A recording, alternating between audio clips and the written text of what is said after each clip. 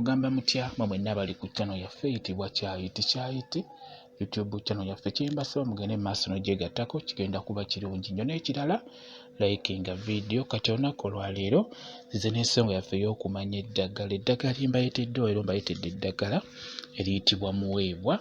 Mbayitidde akadde ako oba eddagala eryo liyitibwa muweebwa. Muweebwa bw'atyo bw'afaanana nga bw'omulaba. Mwetegereze bulungi nnyo. Muweebwa bw'atyo bw'afaanana. Mujja kujjukira akadde ako nakabalagako nga kakyali kate mabegako eyo. Nali mbalaga nti nga mbalaga eddagala gye lisangibwa nakabalagako nga kakyali kato nga kali mu mukutu, naye obuzibu obuliwo akadde ako abantu bakaagala nnyo abakategeera. Era tekasobola kukula kuwanvuwa kwenkana bwe katyo nga kali ku kkubo. Kaba kaakawanvuwako nga bakamenya bakatwala, nga kaddamu kaloka ng'era bakatwala. Kati n'olwekyo kwegamba guba mukisa pozi nga kasangirizza munda mu nsiko oba mu nnimiro munda, awo osobola okukafuna nga bw'okalaba bwe katyo naye nga kazibu tekalabika, si kangu kusanga. Ebiseera ebisinga bakayigganya kulw'ensonga nti bakategeera olw'omugaso gwako kalungi nnyo. Ke bayita muweebwa.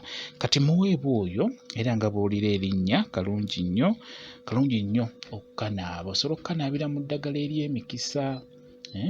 Osobola okukanaabira mu ddagala ery'emikisa obako kennyini n'okanaabako.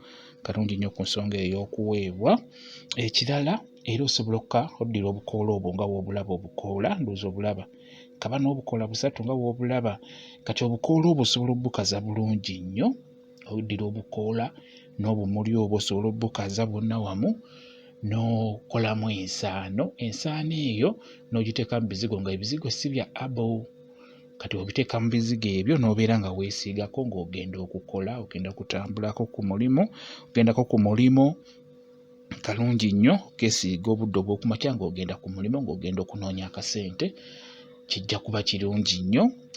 Naye oba ogenda okukakolamu ensaano ng'ogenda kukateeka mu bizigo kwesiiga, kirungi n'ogattamu ne ku ddagala eddala okugeza ng'akasekera, ng'akayaayaana, kwegamba kirungi n'oyongeramukko ng'ogenda kakolamu ensaano ey'okwesiigako, okubeera nga weesiigako mu maaso oba omubiri gwonna.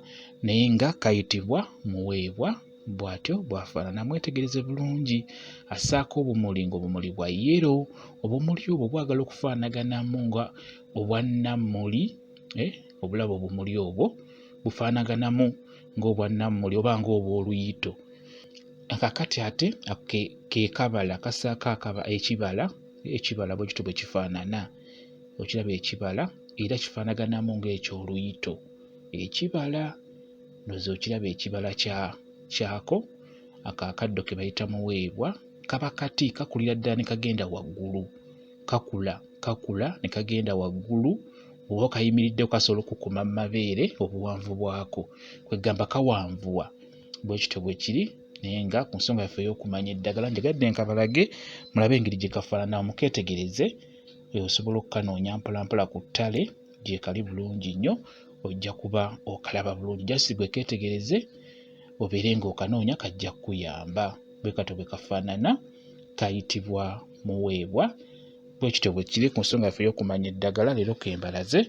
Mwebale kubeera ku channel yaffe eyitibwa Kyayiti YouTube channel yaffe kyembasaba mugende maaso n'ogyegattako kigenda kuba kirungi nnyo. N'ekirala likinga video mbeere bulungi. Mweraba.